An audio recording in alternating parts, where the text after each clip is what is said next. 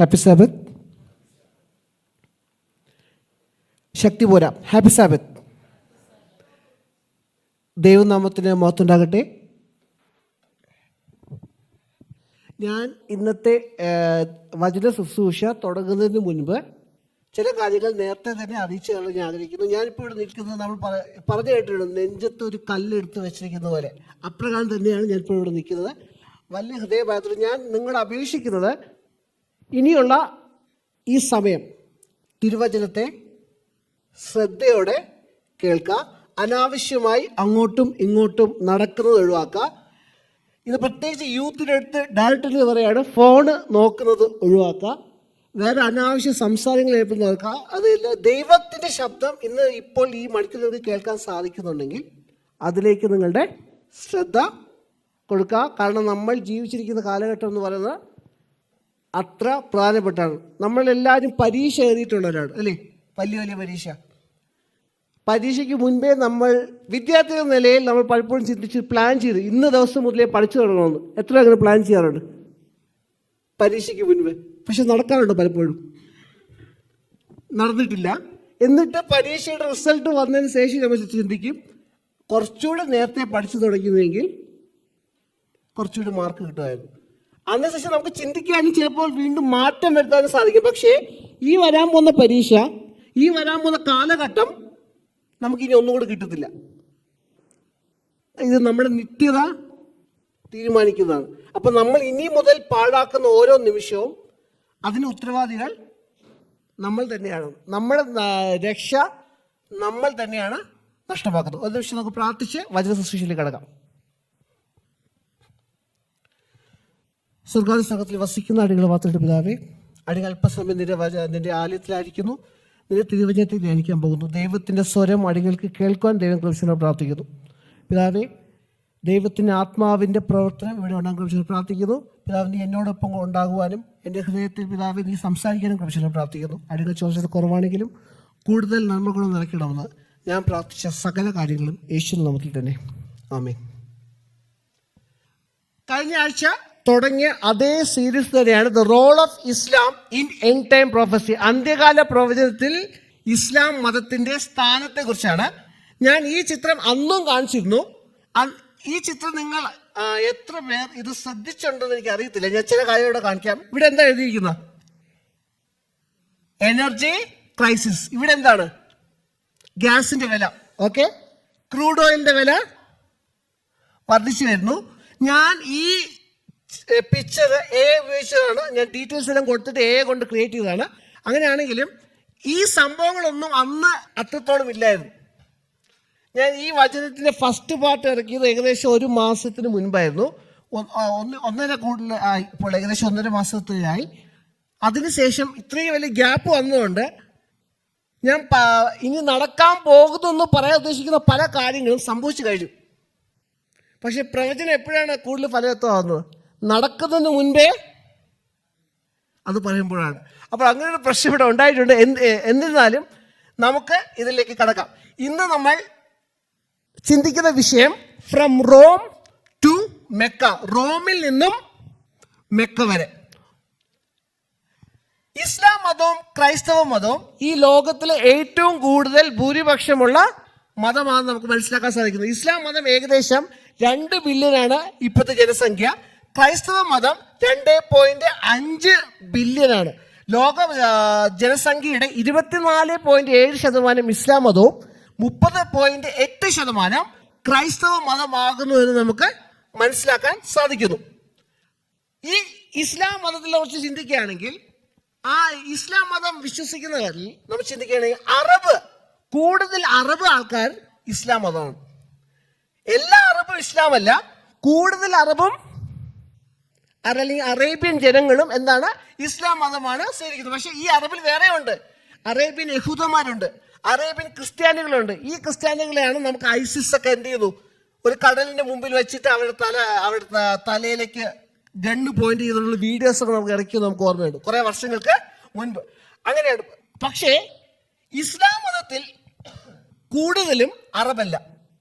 ഏറ്റവും കൂടുതൽ ഇസ്ലാം നമുക്ക് എവിടെ കാണാൻ സാധിക്കും? ഇന്ത്യയിൽ കാണാം, പാകിസ്ഥാനിൽ കാണാം, ഇന്തോനേഷ്യയിൽ കാണാം. പക്ഷേ ഈ ഇസ്ലാം മതം വന്നത് എവിടെ നിന്നാണ്? അറേബ്യൻ ജനതയിലാണ്. എങ്ങനെയാണ് ക്രൈസ്തവ സഭ യഹൂദന്മാരിൽ നിന്ന് വന്നു? ഇന്ന് കൂടുതൽ ക്രൈസ്തവർ യഹൂദന്മാരാണോ? അല്ല.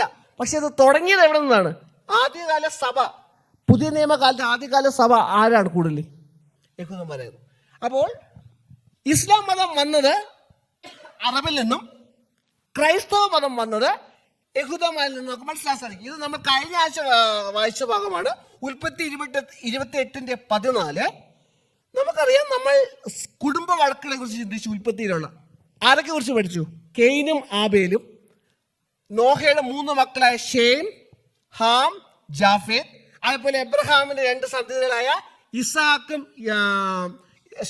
ഇസാക്കും ഇഷ്മേലും, അതേപോലെ ഇസാക്കിന്റെ സന്തതിയായ യാക്കോബും ഏശാവും, പിന്നെ അതേപോലെ യാക്കോബിന്റെ സന്തതികളായ യോസഫും ബാക്കിയുള്ള 11 സഹോദരന്മാരുമായിട്ടുള്ള വഴക്കിനെ കുറിച്ച് നമ്മൾ ചിന്തിച്ചു. ഈ ഇസാക്കും ഇഷ്മേലും നമ്മൾ നോക്കുകയാണെങ്കിൽ അവർക്കും സമാനതകളുണ്ട്. രണ്ടും ഒക്കെ.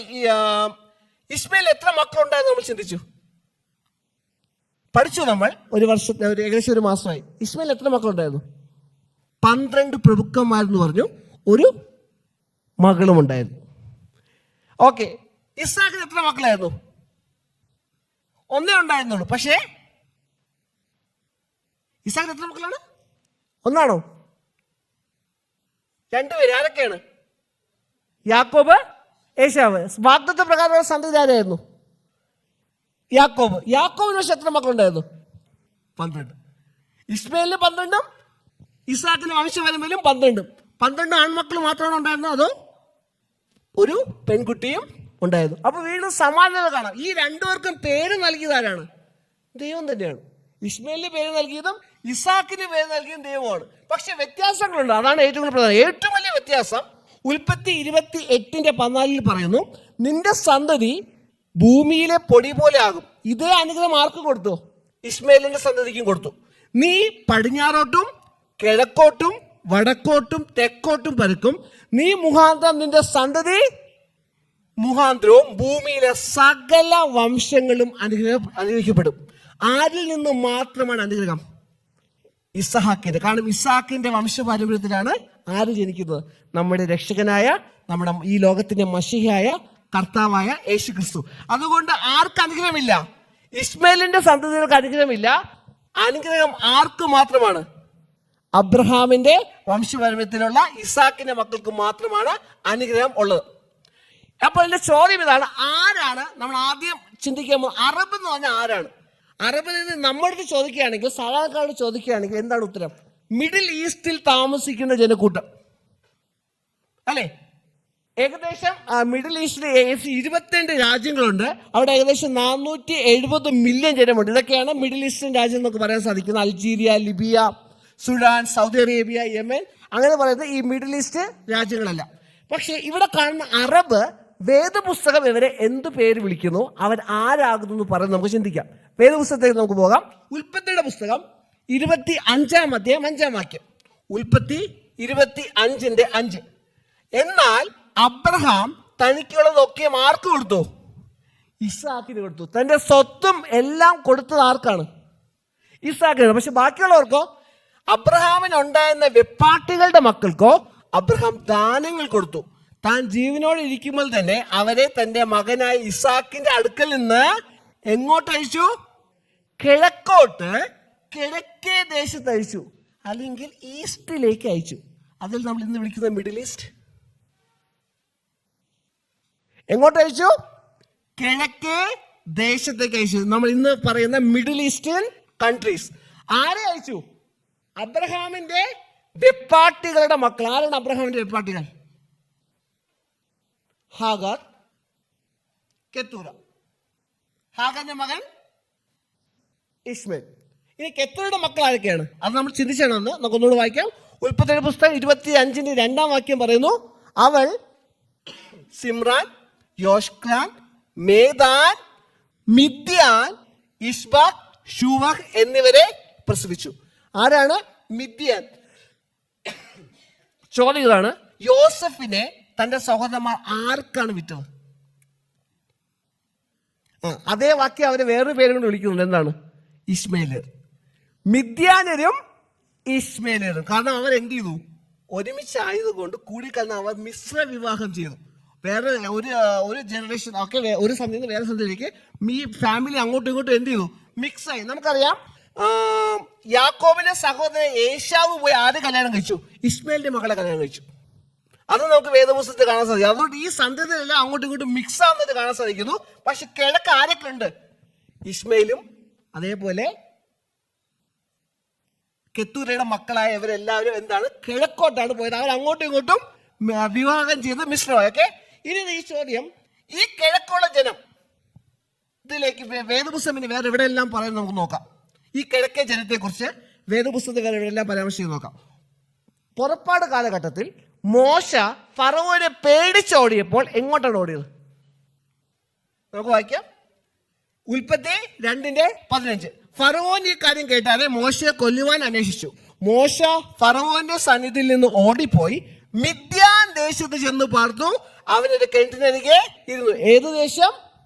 മിദ്യാൻ, അല്ലെങ്കിൽ മിദ്യാന്യരുടെ കൂട്ടത്തിലേക്ക് പോയി. മിദ്യാൻ എന്നൊക്കെ വേറെ പേര് വിളിക്കുക എന്താണ്? ഇശ്മേലർ. അപ്പോൾ ഇശ്മേലരിന്റെ അടുക്കൽ പോയി. അത് മാത്രമല്ല, ഇസ്രായേൽ ജനം പലപ്പോഴും ഈ കിഴക്കേ ദേശക്കാരോട് പല പല പോരാട്ടങ്ങളിലും യുദ്ധങ്ങളിലുമായിരുന്നു. പ്രത്യേകിച്ച് ഏത് കാലഘട്ടത്തിൽ? ഗിദ്യോന്റെ കാലഘട്ടത്തിൽ. നമുക്കത് വായിക്കാൻ സാധിക്കും. ന്യായാധിപന്മാരുടെ പുസ്തകം 7:12. ന്യായാധിപന്മാർ 7:12. എന്നാൽ മിദ്യാനരും അമാലേക്യരും കിഴക്ക് ദേശക്കാരൊക്കെയും, ആരൊക്കെയാണ്? മിദ്യാൻ എന്ന് പറയുന്നുണ്ട്. അവർ വീണ്ടും വിളിക്കുന്നത് കിഴക്കേ ദേശക്കാരൊക്കെയും വെട്ടുക്കിളി എന്നപോലെ അസംഖ്യമായി താഴ്വരയിൽ കിടന്നിരുന്നു. അവരുടെ ഒട്ടകങ്ങളും കടൽക്കരയിലെ മണൽ പോലെ അസംഖ്യമായിരുന്നു. അപ്പോൾ ദൈവജനത്തിനെതിരെ, ഇസ്രായേലിനെതിരെ ആര് വന്നു? കിഴക്കേ ദേശക്കാർ. കിഴക്കേ ദേശത്ത് ആരാണ്? അബ്രഹാമിന്റെ വെപ്പാട്ടുകളുടെ സന്തതി എന്ന് തിരുവചനം നമുക്ക് വ്യക്തമാക്കുന്നു. അവരെ എന്തൊക്കെ പേര് വിളിക്കുന്നു? വെട്ടുക്കിളി പോലെ. ഓർത്തു വെക്കണം. ഓക്കെ, വെട്ടുക്കിളി എന്നാരും വിളിക്കുന്നുണ്ട്. പിന്നെ അവർക്ക് എന്തെല്ലാം ഉണ്ട്? ഒട്ടകങ്ങൾ. ഒട്ടകങ്ങൾ സാധാരണ എവിടെയാണ് കാണപ്പെടുന്നത്?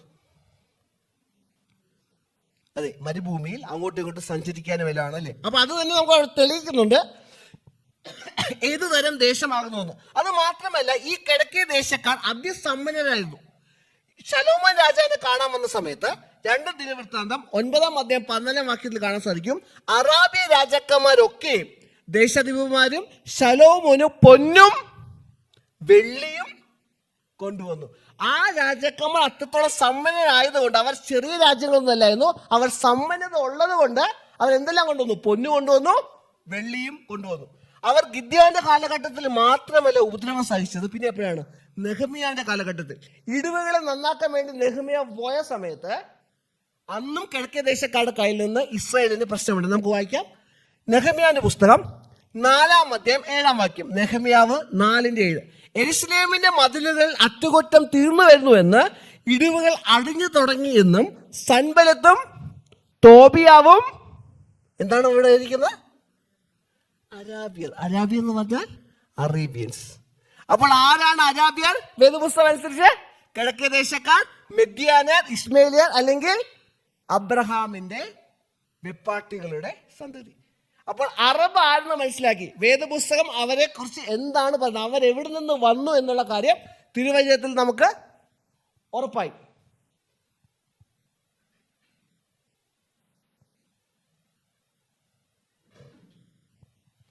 അപ്പോൾ ഈ വാക്കുകളെല്ലാം നമ്മൾ നമ്മൾ അവിടെ ചിന്തിക്കുന്ന സമയത്ത് നമുക്കവിടെ മനസ്സിലായി, അബ്രഹാമിന്റെ സന്തതിയായ ഇസഹാക്കും യാക്കോബും. ഇസഹാക്കിൽ നിന്ന് അനുഗ്രഹം വരുന്നു. അവർ അങ്ങോട്ടും ഇങ്ങോട്ടും മാറി താമസിച്ചു. ഉൽപ്പത്തി നമ്മൾ ആദ്യം വായിച്ചതാണ്. ഇസഹാക്കിൽ നിന്ന് വിട്ടുമാറിയാണ് ബാക്കിയുള്ള എല്ലാവരും താമസിച്ചായിട്ട് നമുക്കിവിടെ കാണാൻ സാധിക്കുന്നു. അവരെ അരാബിയരെന്നും കിഴക്കേ ദേശക്കാരെന്നും അവരെ വിളിക്കുന്നുണ്ട്. ഇനി നമ്മൾ ഓക്കെ,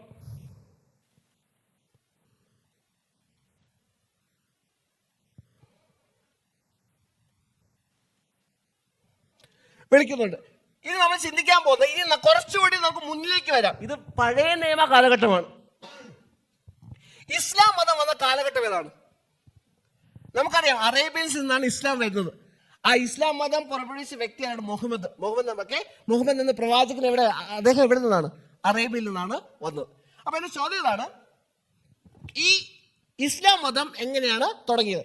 അതിനു മുൻപ് നമ്മൾ ചിന്തിക്കേണ്ടത് ഇസ്ലാം മതം വരുന്നതിന് മുൻപേ ചില കാര്യങ്ങളുണ്ടായിരുന്നു. ഇസ്ലാം മതത്തിന്റെ പരിശുദ്ധ കേന്ദ്രം ഏതാണ്? മെക്ക. അവിടെ ഒരു കല്ലുണ്ടല്ലേ, ഒരു കല്ല് വെച്ചിട്ട് ആ കല്ലിനെ ഈ അവിടെ പോകുന്നവർ എന്ത് ചെയ്യും? ചുംബിക്കാറുണ്ട്. അത് വച്ചിരിക്കുന്നത് കാബ കല്ല് എന്നാണ് അതിന് പറയുന്നത് അല്ലേ. കാബ എന്ന സ്ഥലത്താണ് ആ കല്ല് വച്ചിരിക്കുന്നത്. അപ്പോൾ ഇതെല്ലാം ഇസ്ലാം മതം വരുന്നതിന് മുൻപേ ഉണ്ടായിരുന്നതാണ്. ഞാൻ പറഞ്ഞത് മനസ്സിലാവുന്നുണ്ടോ? ഇസ്ലാം മതം വരുന്നതിന് മുൻപേ ഈ കാര്യങ്ങൾ എല്ലാം ഉണ്ടായിരുന്നു. മെക്ക ഉണ്ടായിരുന്നു, അവിടെ കല്ലുണ്ടായിരുന്നു, പക്ഷെ ഇതിന് ചുറ്റും എന്തായിരുന്നു? വിഗ്രഹങ്ങൾ ഉണ്ടായിരുന്നു. ഈ മെക്കയ്ക്ക് ചുറ്റും വിഗ്രഹങ്ങൾ ഉണ്ടായിരുന്നു. അവർ ആ കാലഘട്ടത്തിലെ ചന്ദ്രനെ നോക്കിക്കൊണ്ടാണ് പല ആഘോഷങ്ങളും ഉണ്ടായത്. ഇന്ന് അവരുടെ ഏറ്റവും വലിയ ആഘോഷങ്ങളിൽ ഒന്നായ റമദാൻ ഇസ്ലാം മതം വരുന്നതിന് മുൻപുള്ള ആഘോഷമാണ്. അവർ ഒരു മാസം അന്നും വ്രതം അവർ കഴിച്ചിരുന്നു. ഇസ്ലാം മതം വരുന്നതിന് മുൻപ് അന്നും അവർ എന്ത് ചെയ്തു? ഉപവസിച്ചിരുന്നു. ഇസ്ലാം മതം ഇത് ചരിത്ര രേഖകളാണ്. ഇസ്ലാം മതം അവർ ആരാധിക്കുന്ന ഇഷ്ടംപോലെ ദൈവങ്ങളുണ്ട്. അതിൽ ഒരു ദൈവം എന്താണ്? പ്രധാനപ്പെട്ടായി ചന്ദ്രദേവനാണ്, അൽ ഖമാർ. ഓക്കെ, ഇസ്ലാം മതം വരുന്നതിന് മുൻപേ അറേബ്യയിലുള്ള ജനങ്ങൾ ആരാധിച്ചിരുന്ന ഒരു ദൈവമാണ് ചന്ദ്രദേവനെ. അവർ ആരാധിച്ചത് കാരണം മരുഭൂമി ആയതുകൊണ്ട് സൂര്യനെ അവർ എപ്പോഴും ഇഷ്ടപ്പെടുന്നില്ലായിരുന്നു. രാത്രിയാണ് കുറച്ചിങ്ങനെ തണുപ്പും ആശ്വാസവും കിട്ടുന്നത്. അതുകൊണ്ടാണ് അവർ കൂടുതൽ എന്താണ്? ചന്ദ്രദേവനെ അവർ കൂടുതൽ ആരാധിച്ചു പോകുന്നത്. അവർ വിഗ്രഹങ്ങളെ ആരാധിക്കുന്ന കൂട്ടമാണ്. അതിനുശേഷമാണ് ഇസ്ലാം മതത്തിന്റെ വരവ്. ഇനി ഇസ്ലാം മതത്തിന്റെ വരവിനെ കുറിച്ച് നമുക്ക് പോകാം. വെളിപ്പാട് പ്രവചനം 9-ാം അധ്യായം. വെളിപ്പാട് 9:1 അത് പ്രകാരം വായിക്കുന്നു. 5-ാമത്തെ ദൂതൻ ഊതി, അപ്പോൾ ഒരു നക്ഷത്രം ആകാശത്ത് നിന്ന് ഭൂമിയിൽ വീണ് കിടക്കുന്നത് ഞാൻ കണ്ടു. അവന് അഗാധ കൂപത്തിന്റെ താക്കോൽ ലഭിച്ചു. നമുക്ക് ഈ പ്രവചനത്തിന്റെ ആഴത്തിലേക്ക് പോകാൻ നമുക്ക് സമയമില്ല. നമ്മൾ ഇസ്ലാമിന്റെ വളർച്ചയും അതാണ് നമ്മൾ ചിന്തിക്കുന്നത്. അതുകൊണ്ട് ഈ പ്രവചനത്തിന്റെ ആഴത്തിലേക്ക് പോകുന്നില്ല. ചില കാര്യങ്ങൾ മാത്രം നമുക്ക് മനസ്സിലാക്കാം. അതിനുവേണ്ടി ചില വാക്കുകൾ മാത്രം നമുക്ക് പഠിക്കാം. അത് നമ്മൾ ചിന്തിക്കാൻ പോകുന്നത് നക്ഷത്രത്തെ കുറിച്ചാണ്. പിന്നെ ഈ നക്ഷത്രം എന്ത് ചെയ്യുന്നു? ആകാശത്ത് നിന്ന് ഭൂമിയിൽ വീണ് കിടക്കുന്നു. അത് പാസ്റ്റ് ആണോ പ്രസന്റ് ആണോ? കഴിഞ്ഞ കാലമാണോ നടന്നുകൊണ്ടിരിക്കുന്ന കാലമാണോ? പാസ്റ്റ്. വീണ് കിടക്കുന്നത് കണ്ടു എന്നാ പറഞ്ഞ. അപ്പൊ ഇതിനു മുന്നേ നക്ഷത്രം വീണു. ഓക്കെ, പിന്നെ വായിച്ചു അഗാധ കൂപം. ഓക്കെ, എന്താണ് ഈ അഗാധ കൂപം? Bottomless pit. പിന്നെ അതിന്റെ താക്കോൽ. ആദ്യം നമുക്ക് ഏറ്റവും ലളിതമായ വാക്കി തുടങ്ങാം. താക്കോൽ. താക്കോൽ എന്തിനെ സൂചിപ്പിക്കുന്നു? കർത്താവ് യേശുക്രിസ്തു മരണത്തിന്റെയും പാതാളത്തിന്റെയും താക്കോൽ ഉണ്ടെന്ന് പറയുന്നു. കാരണം അവൻ മരണത്തെ ജയിച്ചവനാണ്. അപ്പോൾ ഏതിന്റെ മേൽ നിയന്ത്രണമാണ് താക്കോൽ അല്ലെങ്കിൽ കീ കാണിക്കുന്നത്? അല്ലെ, എനിക്ക് എന്റെ വീടിന്റെ കീ ഉണ്ടെങ്കിൽ എനിക്ക് എന്റെ വീടിനെ നിയന്ത്രിക്കാം. എന്റെ വണ്ടിയുടെ കീ എന്റെ കയ്യിലുണ്ടെങ്കിൽ എനിക്ക് എന്റെ വണ്ടിയെ നിയന്ത്രിക്കാൻ സാധിക്കുന്നു. എന്റെ അനുവാദം ഇല്ലാതെ ആൾക്കൊന്നും എടുക്കാൻ സാധിക്കില്ല. അപ്പോൾ താക്കോൽ എന്താ കാണിക്കുന്നത്? നിയന്ത്രണമാണ് കാണിക്കുന്നത്. ഇനി അഗാധ കൂപം, ആ വാക്ക് എടുത്തിരിക്കുന്നത് അബിസോസ് നിന്നാണ്. എന്താണ് അബിസോസ് എന്ന് പറഞ്ഞാൽ? ആഴം ഏറിയ അടിയില്ലാത്ത കുഴി എന്നാണ് അർത്ഥം. ഈ വെളിപ്പാട് എഴുതിയിരിക്കുന്നത് യവന ഭാഷയിലാണ് അല്ലെങ്കിൽ ഗ്രീക്കിലാണ്. പക്ഷെ പഴയ നിയമം എഴുതിയിരിക്കുന്നത് ഏതാണ്? എബ്രായ ഭാഷയാണ്. പക്ഷെ അതിനോട് തുല്യമായ എബ്രായ ഭാഷയിൽ ഈ അബിസോസ് എന്ന വാക്കിന് തുല്യമായ വാക്ക് നമുക്ക് ഓരോരുത്തർ ആദ്യം ഉപയോഗിച്ചിരിക്കുന്നത് കാണാൻ സാധിക്കും. അതിലേക്ക് ഞങ്ങൾ ശ്രദ്ധയിരിക്കുന്നു. സ്ലൈഡിൽ ആ വാക്യം ഇട്ടിട്ടില്ല. നമുക്ക് വായിക്കാം. ഉൽപ്പത്തിയുടെ പുസ്തകം 1-ാം അധ്യായം 2-ാം വാക്യം.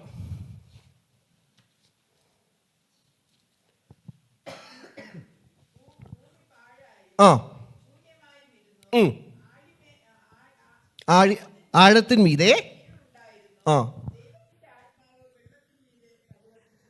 ആമേൻ ഭൂമി പാഴായും ശൂന്യമായും ഇരുന്നു. ആഴത്തിന്മീതെ, ഓവർ ദി ഡീപ്, അതും അതേ അർത്ഥമാണ്. Bottomless pit. ഓക്കെ, അതേ അർത്ഥമാണ് അവിടെ ഉള്ളത്. ആഴത്തിന്മീതെ എന്തുണ്ടായിരുന്നു? ഇരുളുണ്ടായിരുന്നു. ദൈവം സൃഷ്ടിക്കുന്നതിന് മുൻപുള്ള അവസ്ഥയാണ്. ഓക്കെ, ഭൂമിയിൽ എന്തെങ്കിലും ദൈവം സൃഷ്ടിക്കുന്ന മുൻപേയാണ്. ദൈവത്തിന്റെ ആത്മാവ് വെള്ളത്തിന്മീതെ പ്രവർത്തിച്ചുകൊണ്ടിരുന്നു. അപ്പോൾ അഗാധ കൂപം അല്ലെങ്കിൽ ദ ബോട്ടംലെസ് പിറ്റ് അല്ലെങ്കിൽ അബിസോസ് എന്ന വാക്കിന്റെ അർത്ഥം ഭൂമി സൃഷ്ടിക്കുന്നതിന് മുൻപുള്ള ഭൂമിയുടെ അവസ്ഥ. ഭൂമിയിലെ ജീവനും കാര്യങ്ങളും എല്ലാം സൃഷ്ടിക്കുന്ന മുമ്പ് ഭൂമിയുടെ അവസ്ഥ എന്താണ്? അന്ധകാരം നിറഞ്ഞതാണ് ഭൂമിയുടെ അവസ്ഥ. പാഴും ശൂന്യമായ അവസ്ഥ, ഉപയോഗശൂന്യമായ അന്ധകാരം നിറഞ്ഞ അവസ്ഥ. പിന്നെ എന്താണ്? അതിനുശേഷമാണ് ദൈവത്തിന്റെ ആത്മാവ് പ്രവർത്തിച്ചു തുടങ്ങിയത്. അല്ലേ? സൃഷ്ടിപ്പിൽ 3 വ്യക്തികളുണ്ട്. ക്രിസ്തു, ആത്മാവ് പിതാവ്. ഇവിടെ ആത്മാവിന്റെ പ്രവർത്തനത്തെ കുറിച്ചാണ് പറയുന്നത്. പക്ഷെ ആത്മാവ് പ്രവർത്തിക്കുന്നതിന് മുൻപേ ഉള്ള ഭൂമിയുടെ അവസ്ഥയാണ് പറയുന്നത്. ദൈവത്തിന്റെ ആത്മാവ് പ്രവർത്തിക്കുന്നതിന് മുൻപേ ഭൂമിയുടെ അവസ്ഥയാണ് ബോട്ടംലെസ് പിറ്റ് എന്ന അന്ധകാരം നിറഞ്ഞ ഒരവസ്ഥ. അപ്പോൾ ഈ നക്ഷത്രം ആകാശത്ത് ഭൂമിയിൽ വീണ്ടെടുക്കുന്ന കണ്ടു. അപ്പോൾ എന്താണ് ഈ നക്ഷത്രം? എന്താണ് ഈ നക്ഷത്രം സൂചിപ്പിക്കുന്നത്? ആർക്കെങ്കിലും ഗസ് ചെയ്യാമോ?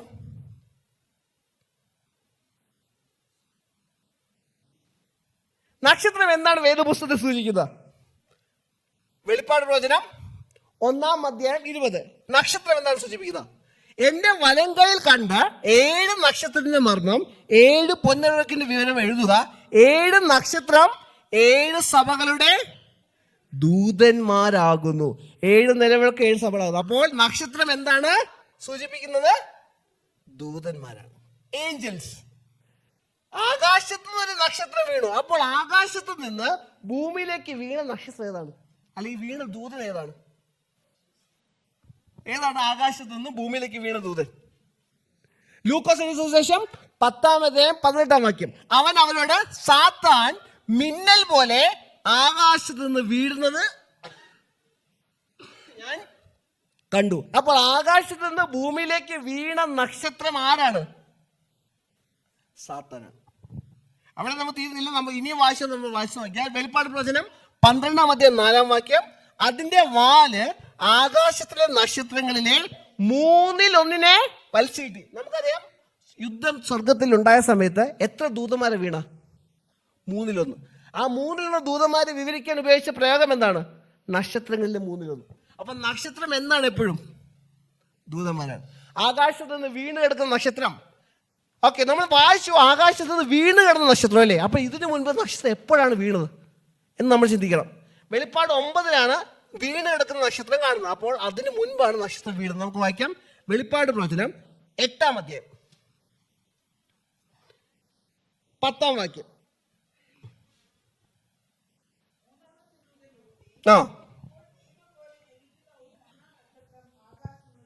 അതെ, അപ്പൊ വീണ് കിടക്കുന്ന നക്ഷത്രമാണ് 9 കണ്ടത്. ആ നക്ഷത്രം എപ്പോൾ വീണു?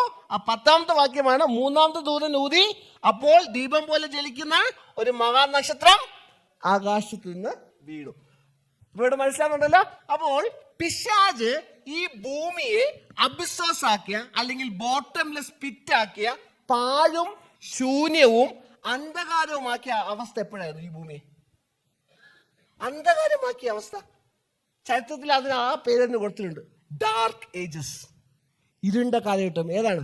14-15 നൂറ്റാണ്ടുകളിൽ ദ ഡാർക്ക് ഏജസ് എന്ന് വിളിക്കും. നമ്മുടെ ഹിസ്റ്ററി ബുക്കിൽ നമ്മൾ പഠിച്ചിട്ടുണ്ട്. ഞാൻ ഇപ്പോഴും ഓർക്കുന്നുണ്ട്, ICSE 8th or 9th ഞാൻ പഠിച്ചിട്ടുണ്ട്. ദ ഡാർക്ക് ഏജസ് എന്ന് പറയുന്നുണ്ട്. റോമൻ കത്തോലിക്ക സഭ ഈ ഭൂമിയെ മുഴുവനും നിയന്ത്രിച്ച സമയം.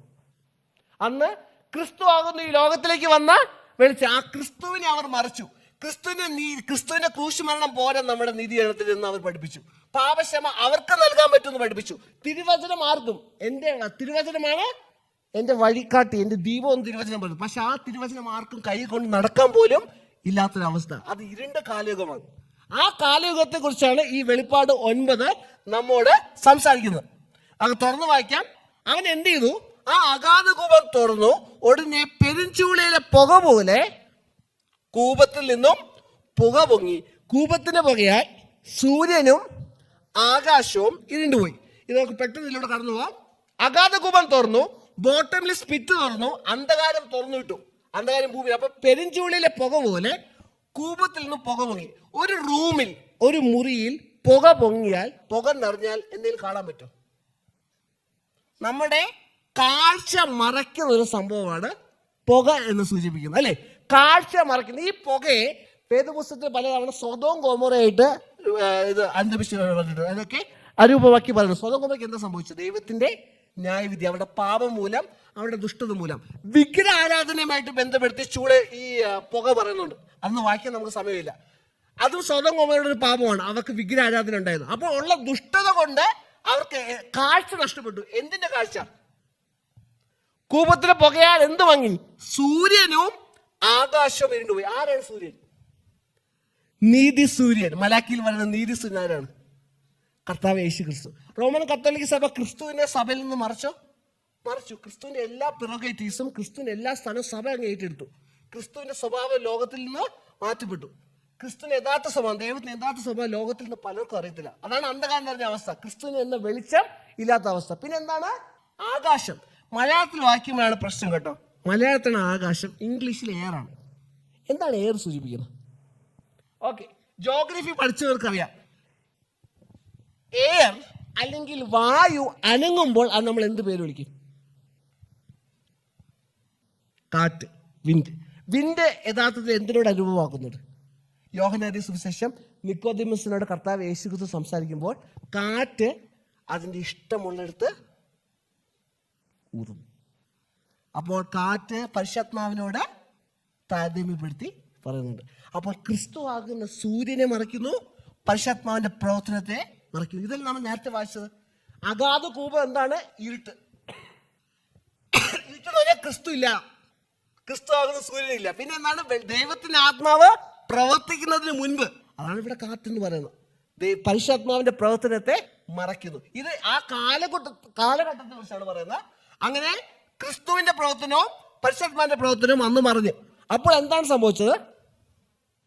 ഓക്കെ, ഈ അബിസസിനെ കുറിച്ച് ലൂക്കോസിന്റെ സുവിശേഷം 8:31 പറയുന്നുണ്ട്. ക്രിസ്തു കുറെ ബാധകൾ ഒരു മനുഷ്യനെ ഒഴിപ്പിച്ചതിന് ശേഷം ഈ ബാധകളെല്ലാം ക്രിസ്തുവിനോട് ഒരു അപേക്ഷ കഴിക്കുന്നുണ്ട്. എന്താണ് അപേക്ഷ? പാതാളത്തിലേക്ക് പോകാൻ കൽപ്പിക്കരുതെന്ന് അവനോട് അപേക്ഷിച്ചു. ഈ പാതാളം എന്ന വാക്ക് അബിസസ് ആണ്. എന്നാൽ അന്ധകാരം എന്ന് പറഞ്ഞാൽ വീണുപോയ ദൂതന്മാരുള്ള സ്ഥലം, അതാണ് അത് സൂചിപ്പിക്കുന്നത്. അപ്പൊ അതാണ് തുറന്നു വിട്ടത് ഇരുണ്ട കാലഘട്ടത്തിൽ. പിശാചി ലോകത്തിൽ പാപ്പാത്വത്തിൽ കൂടി റോമൻ കത്തോലിക്ക സഭയെ കൂടി ഭരിച്ചിരുന്ന ഒരു കാലഘട്ടം. അപ്പോൾ എന്ത് സംഭവിച്ചു? പുകയിൽ നിന്ന്, വെളിപ്പാട് 9:3, പുകയിൽ നിന്ന്, സ്ലൈഡ് ഇവിടെ കാണില്ല,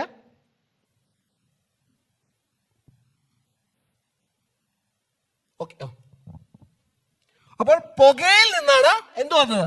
വെട്ടുകിളി വന്നത്. അഗാധ കൂപത്തിൽ നിന്നല്ലേ വെട്ടുകിളി വന്നത്? എവിടെ നിന്നാണ്? പുകയിൽ നിന്ന് വെട്ടുകിളി ഭൂമിയിൽ പുറപ്പെട്ടു. അതിന് ഭൂമിയിലെ തേളിന് ശക്തി ലഭിച്ചു. അപ്പോൾ വെട്ടുകിളി എന്താണ്? എന്താണ് വെട്ടുകിളി സൂചിപ്പിക്കുന്നത്?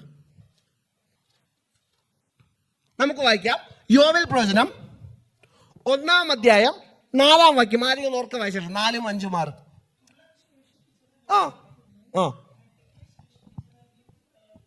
വിട്ടിൽ തിന്നു. തുറന്നു വായിച്ചാട്ടെ 6 വരെ. മദ്യപന്മാരെ ഉണർന്ന് കരയുവിൻ, വീഞ്ഞു കുടിക്കുന്ന ഏവരുമായുള്ളവരെ പുതുവീഞ്ഞ് നിങ്ങളുടെ വായ്ക്ക് അറ്റുപോയിരിക്കാൻ മുറയിടുവിൻ. ശക്തിയുള്ളതും സംഖ്യയില്ലാത്തതുമായ ജാതി എന്റെ ദേശത്തിന്റെ നേരെ വന്നിരിക്കുന്നു, അതിന്റെ പല്ല് സിംഹത്തിന്റെ പല്ല്. ഇവിടെയും വെട്ടുകളെ കുറിച്ച് പറയുന്നുണ്ടാണോ? 4 തരം വെട്ടുകളെ കുറിച്ചിട്ട് പറയുന്നുണ്ട്. ഈ വെട്ടുകളി എന്താണ്? അവരുടെ നേരെ വരുന്ന ഒരു ജാതി. ഇത് ഏത് ജാതിയെ കുറിച്ചാണ് യോവേൽ പ്രവചനം പറയുന്നത്? ഇസ്രായേലിന്റെ നേരെ ദൈവം ഒരു ജാതിയെ വരുത്തി. ഏതാണ്? ആരാണ്? ഇസ്രായേലിന്റെ നേരെ. പഴയ നിയമ കാലഘട്ടത്തിൽ ഇസ്രായേലിന്റെ നേരെ വരുത്തിയ ജാതി ആരാണ്? ഇസ്രായേലിന്റെ നേരെ വരുത്തിയ ജാതി, രാജ്യം, നേഷൻ, ബാബിലോൺ. മറന്നുപോയോ? ഇസ്രായേലിന്റെ പാപത്തിന് ശിക്ഷാവിധിയായിട്ട് അവർ വിശുദ്ധ ശബത്ത് കാണിച്ചില്ല, അവർ ദൈവത്തിന്റെ കൽപ്പനകൾ അനുസരിച്ചില്ല, അവർ വിഗ്രഹങ്ങളെ ആരാധിച്ചു, അവർ എല്ലാവരും പാപം ചെയ്തപ്പോൾ അവരുടെ മേൽ ശിക്ഷാവിധിയായിട്ട് ആരെ കൊണ്ടുവന്നു? ബാബിലോനെ കൊണ്ടുവന്നു. അതിന് എന്താണ് ഇവിടെ പറയുന്നത്? 6ാമത്തെ വാക്യം ഒന്ന് ശ്രദ്ധിച്ചു നോക്കിയാട്ടെ. അതിന് എന്തിന്റെ പല്ലുണ്ട്? സിംഹത്തിന്റെ പല്ല്. നമ്മൾ പഠിക്കുന്നത് ശരിയാണെങ്കിൽ വെളിപ്പാട് 9 വെട്ടുകളിക്കും സിംഹത്തിന് പല്ലുണ്ടാണ്. ഉണ്ടോ? വെളിപ്പാടിൽ 9 നമ്മൾ അതിന്റെ 8ാമത്തെ വാക്യം ഒന്ന് വായിച്ചു നോക്കേ. വെളിപ്പാട് 9:8. സ്ത്രീകളുടെ മുടി പോലെ അതിന് മുടിയുണ്ട്, പല്ല് സിംഹത്തിന്റെ പല്ല് പോലെയാണ്. അപ്പൊ യോവേൽ പ്രവചനത്തിൽ പറയുന്ന വെട്ടുകിളിയും വെളിപ്പാടിൽ പറഞ്ഞ വെട്ടുകിളിന്റെ അർത്ഥം ഒന്ന് തന്നെയാണ്. ദൈവത്തിന്റെ ന്യായവിധി, ആ ജാതിമേൽ വരുത്തിയ ദൈവത്തിന്റെ ന്യായവിധി. ബാബിലോണ് ദൈവം എന്തിനു കൊണ്ടുവന്നു? ഇസ്രായേലിന്റെ പാപത്തിനെതിരെ. എന്റെ ദാസനായ നെബൂഖദ്നേസർ എന്നാണ് പറഞ്ഞത്. ആരാണ് നെബൂഖദ്നേസർ? എന്റെ ദാസൻ. കാരണം എന്താണ്? ദൈവത്തിന്റെ കൈയായിരുന്നു അന്ന് ബാബിലോൺ. ഇസ്രായേൽ ജനത്തിന് വേണ്ടി ശിക്ഷ വേണ്ടി ദൈവത്തിന്റെ കൈ. അന്ന് ദാനിയേലിന് പക്ഷേ ഇവരുടെ കയ്യിൽ എന്തെങ്കിലും സംഭവിച്ചോ? ഇല്ല. അന്ന് ഇസ്രായേലിൽ യെരമ്യാ പ്രവാചകൻ എന്ന പ്രവാചകൻ ഉണ്ടായിരുന്നു. ഈ ഇസ്രായേലിന്റെ പാപത്തെ എതിരെ സംസാരിച്ച ആ യെരമ്യാ പ്രവാചകൻ രാജാക്കന്മാർ എന്ത് ചെയ്തു? ജയിലിൽ പിടിച്ചിട്ടു. പക്ഷേ ബാബിലോൺ വന്ന് ആക്രമിച്ചപ്പോൾ എന്താണ് സംഭവിച്ചത്? യെരമ്യാ പ്രവാചകനെ വെളിയിലാക്കി, അല്ലെങ്കിൽ കാരാഗൃഹത്തിന് വെളിയിൽ കൊണ്ടുവന്നു. കാരണം ദൈവത്തിന്റെ കരമായിരുന്നു. അപ്പൊ ദൈവത്തിന്റെ ശിക്ഷാവിധിയാണ് ഈ വെട്ടുകിളി സൂചിപ്പിക്കുന്നത്. അപ്പോൾ ആരാണ് ഈ വെട്ടുകിളി?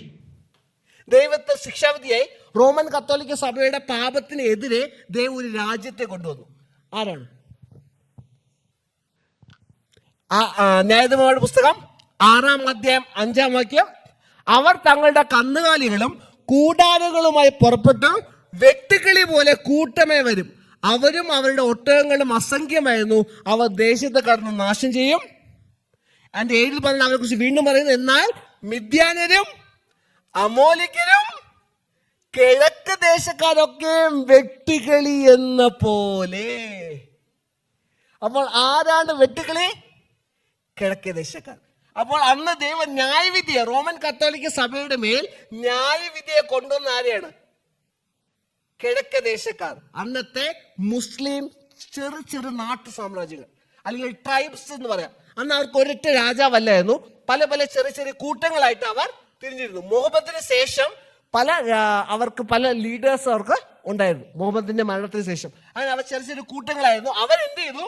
ഇസ്ലാം മതത്തിന്റെ സാമ്രാജ്യങ്ങൾ, റോമൻ കത്തോലിക്ക സഭയുടെ സാമ്രാജ്യങ്ങളെ ആക്രമിച്ചിട്ടുണ്ട്. അത് ദൈവത്തിന്റെ ന്യായവിധി ആയിരുന്നു. ഇനി നമുക്ക് തുടർന്ന് വായിക്കാം.